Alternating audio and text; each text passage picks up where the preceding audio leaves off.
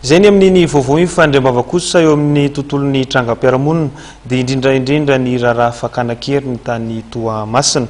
Voasambotry ny polisy avy eo amin'ny UZI io maraina io tetsy Manjakaray ny vehivavy iray nokarohina fatratra izay tafiditra indrindra ao anatin'ity raharaha fakana-kery ny ity.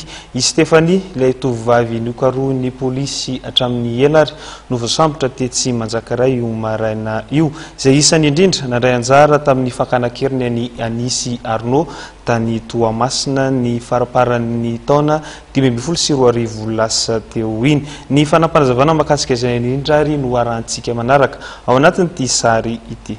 Tsy mitsahatra ny mivoatra trany ny fanedidina sy ny fikarohan'ireo olon-dratsy tafiditra ao anatin'ilay raharaha fakana-kery ny Arnaud sy Ani tany Toamasina.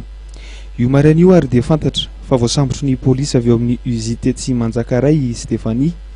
Iray amin'ireo olon-dratsy namohana avis de recherche ary ihany koa adony kotrika ity raharaha fakana-kery ity. Efa ela no nikarohana ny Stefanie raha ny fanazavana izay voaray ary isan'ny lakile mitondra any amin'ny fanedidina lalina nataon'ny polisy.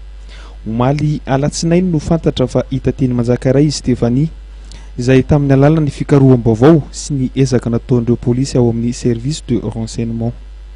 Androany vao maraimbe dia efa nilatsaka teny toerana ary nametraka velam-pandrika ny polisy ny UZI izay nifanihatra tamin'ny taona elakelan-trano ka niraisi-potsiny anao vavy. Nandidina ny tamin'ny 7 maraina no isamborana ny Stefanie ka nandritra izany dia tsy nanohitra na ihany koa nitady lalam-pozany Tsoana ny tenany fa namela mora ireo polisy nanao ny fisamborana azy. No mariny teo anivon'ny polisy pirenena ny momba ity fisamborana ny Stefanie ity ka nanamafy izany ny ministry ny filaminam-bahoaka ny inspecteur général de police Randimso Blaise Richard.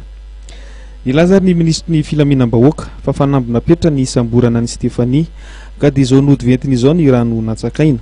Nentina ny isamborana ity vehivavy nikarohina fatratra ity ihany koa dia nilaza trano ny ministra fa napetraka ny fandrika rehetra na ahafahana ny sambotra azy indrindra tamin'ny fisamborana azy sambobelona ahafahana manohy ny fanadidina sy ny anakaikaizana ny marina momba ity fakana-kery ny tany Toamasina ity. Noentina tetsy amin'ny polisy misana ny adeloka bevava tetsy Anosy Androany ihany i Stefanie ka izy ireo no mandray an-tanana ny fanedidina sy ny famotorana azy. Akoatra ny Stefanie moa dia mbola misy ireo karohina ka mitohy ny asa ho an'ny polisy.